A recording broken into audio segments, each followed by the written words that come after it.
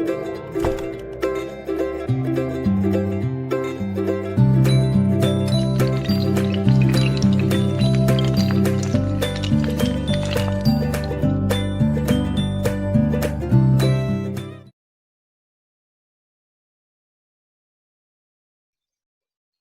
kali ini, saya akan menginterpretasikan hasil analisis regresi linier dengan menggunakan metode OLS. Yang akan saya gunakan sebagai contoh interpretasi kali ini adalah hasil analisis regresi linier berganda dengan metode OLS. Langsung saja kita buka hasil analisisnya. Ini merupakan data hasil analisis produktivitas tebu. Hasil analisisnya sudah kita pindahkan dari Sagam ke dalam Microsoft Word. Ada beberapa bagian yang sudah saya tandai seperti Excel, F, estimate coefficient, standard error, hitung atau t-ratio, dan matriks varians dan korelasinya. Hasil analisis ini merupakan hasil analisis yang banyak, sehingga kita dapat mempersingkatnya dalam dua bentuk penyajian yang berbeda. Penyajian yang pertama, kita bisa buat dalam bentuk persamaan, seperti ini. YT sama dengan B0 tambah B1X1T tambah B2X2T tambah B3X3T tambah B4X4T tambah ET. Nilai-nilai ini didapatkan dari nilai estimate coefficient. Nilai dari nilai ini kita pindahkan sehingga kita dapat membuatnya ke dalam persamaan.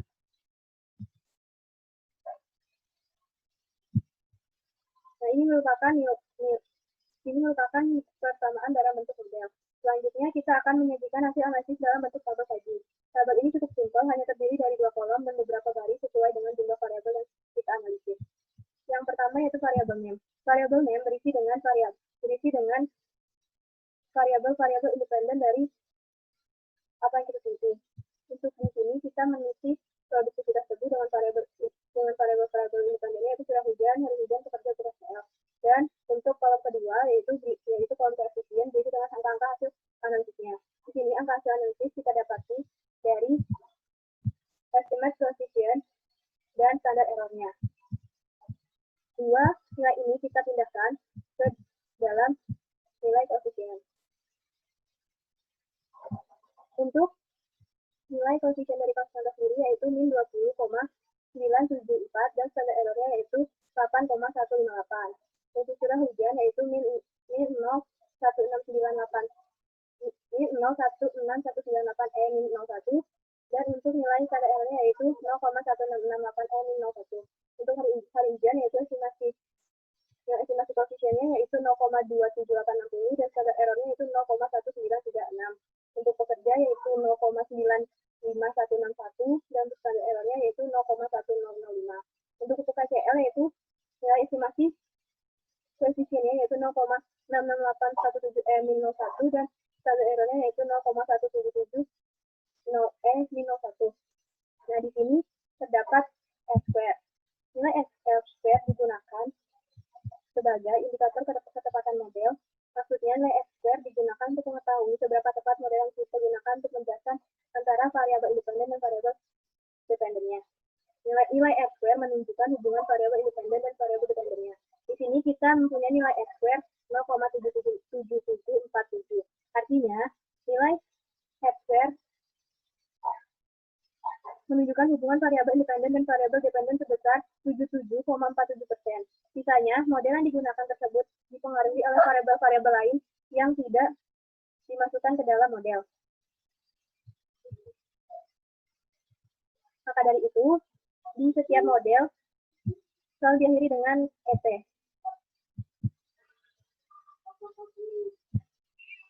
Di sini guna ET adalah sebagai simbol bahwa persamaan yang kita buat memiliki potensi dipengaruhi variabel lain yang tidak dimasukkan ke dalam model. Selanjutnya yaitu nilai UJF. Nilai UJF merupakan salah satu uji statistik yang ada dalam model ekonometrik. UJF digunakan untuk mengetahui bagaimana pengaruh keseluruhan variabel independen yang digunakan terhadap variabel dependennya. UJF itu kita analisisnya seperti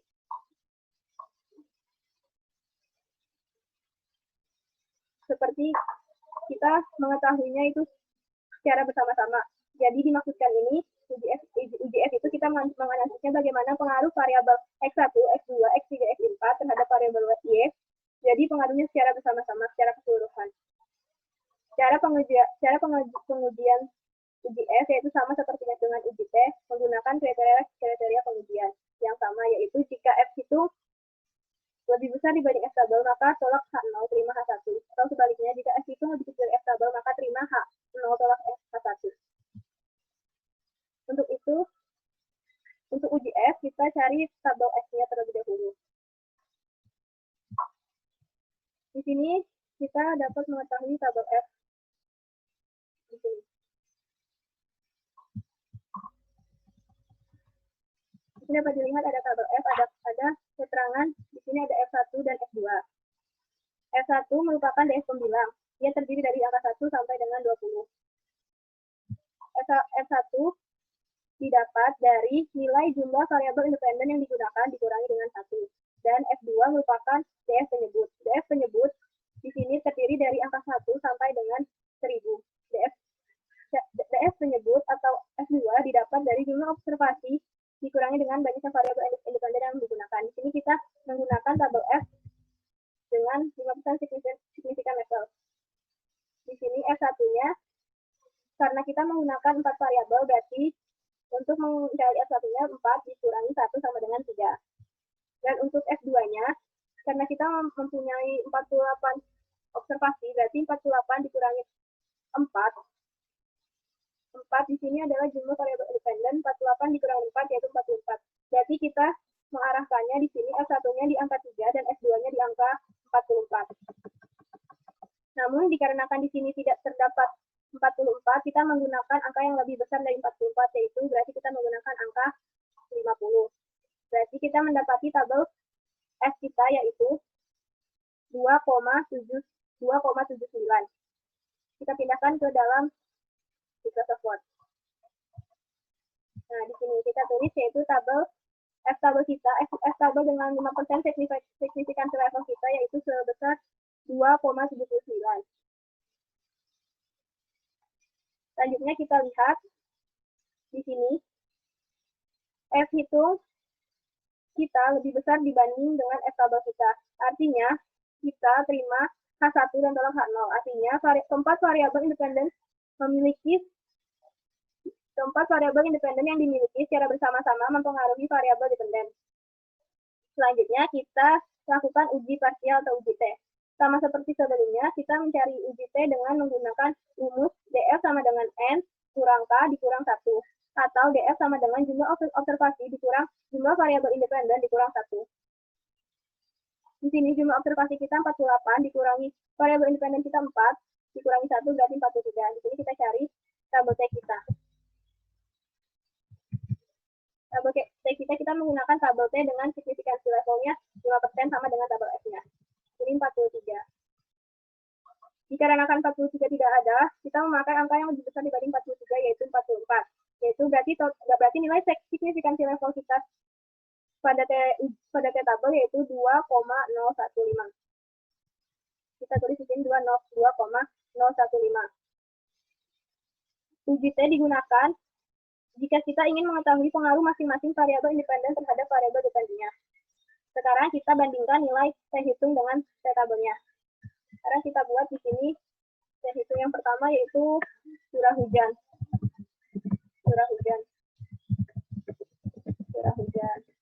Sini kita T hitungnya dapat kita lihat dari ini kita bagi. Nilai estimasinya kita bagi dengan nilai standar error, tapi karena di sini sudah ada, yaitu kita tidak menghitung lagi, yaitu dengan kita melihat di sebelah sini. Saya hitung dari variabel X1 atau variabel X atau variabel curah hujan adalah minus 0,9713. Minus 0,9713. Kita bandingkan dengan nilai T tabelnya yaitu 2015. Yang artinya nilai T hitungnya lebih kecil dibanding nilai T tabel. Yang artinya terima H0 dan tolak H1. Artinya curah hujan tidak berpengaruh terhadap produktivitas tebu. Selanjutnya yang kedua itu Kita cari nilai T hitung dari hari hujan. Nilai T hitung dari hari hujan yaitu 1,439. 1,439. Kita bandingkan dengan T tabelnya yaitu 2,015. Nilai hari hujan lebih kecil dibandingkan nilai T tabelnya. Sehingga dapat disimpulkan bahwa hari hujan tidak berpengaruh terhadap produktivitas tebu. Selanjutnya, yaitu variabel pekerja.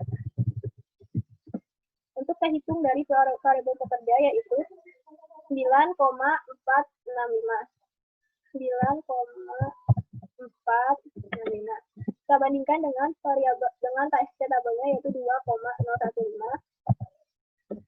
Maka variabel pekerja lebih besar dibandingkan nilai dari T tabelnya. Maka dapat disimpulkan bahwa T hitung lebih besar dibanding dengan T tabel, maka tolak H0 terima H1 yang artinya pekerja memiliki pengaruh terhadap produktivitas tebu. Yang artinya, jika kita menambahkan 1 HOK pekerja, maka potensi penambahan produktivitas tebu sebanyak 0, sebanyak kita lihat dari nilai estimasinya yaitu 0,951161. Jadi, jika perusahaan menambah 1 HOK pekerjanya, maka potensi penambahan produktivitas tebu adalah sebesar 0,951161. ton per HA.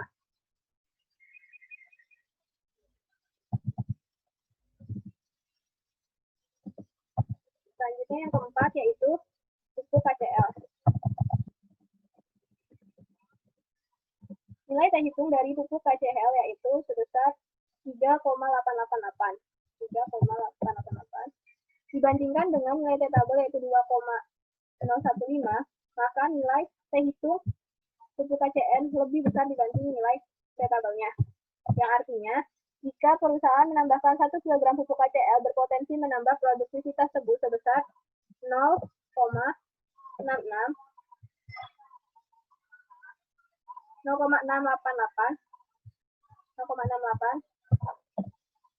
ton per HA.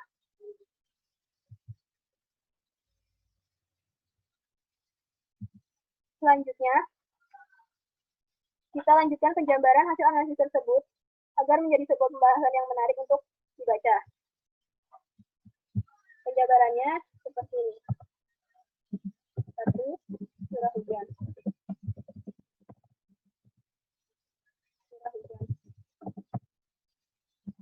Dari hasil analisis, dari hasil uji T yang telah dilakukan, diketahui nilai T tabel lebih besar dibanding T hitung.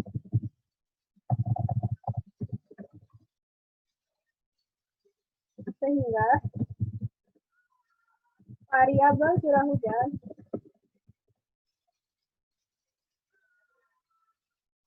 tidak berpengaruh terhadap variabel produktivitas.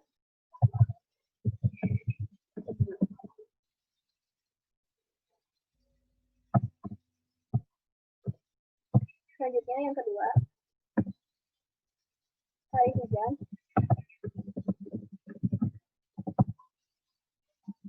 Dari hasil analisis yang telah dilakukan, diketahui nilai tabel lebih besar dibanding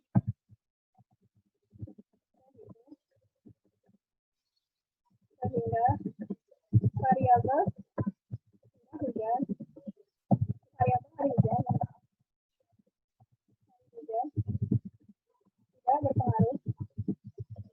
terhadap variabel produktivitas tersebut.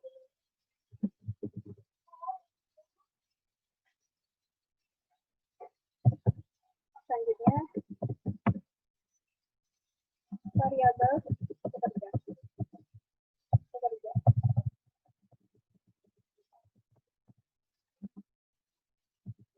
Dari data hasil uji tes yang telah dilakukan, diketahui nilai hitung lebih besar dibanding variabel, sehingga variabel pekerja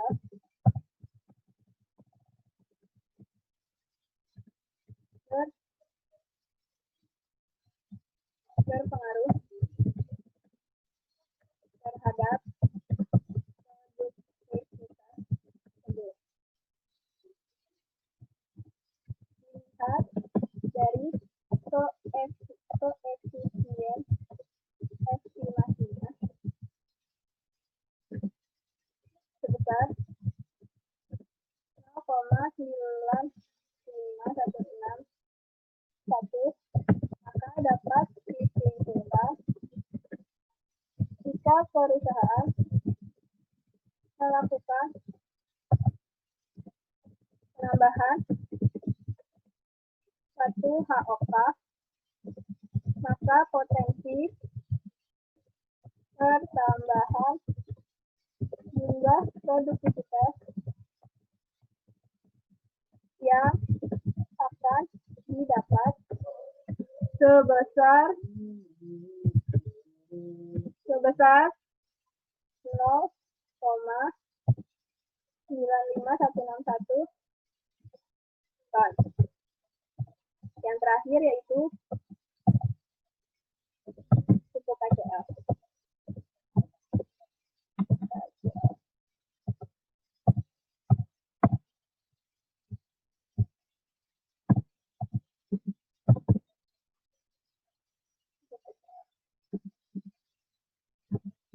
Dari hasil uji tes yang telah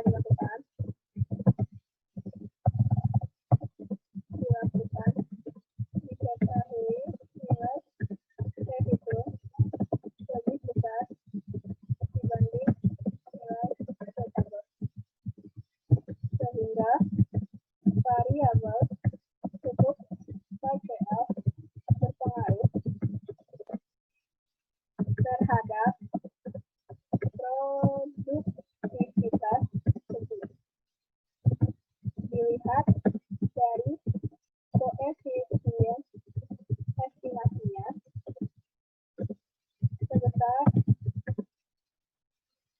0,68, maka dapat disimpulkan jika perusahaan melakukan penambahan 1 kilogram pupuk KCl, maka potensi pertambahan jumlah produktivitas yang akan didapat sebesar 0,984.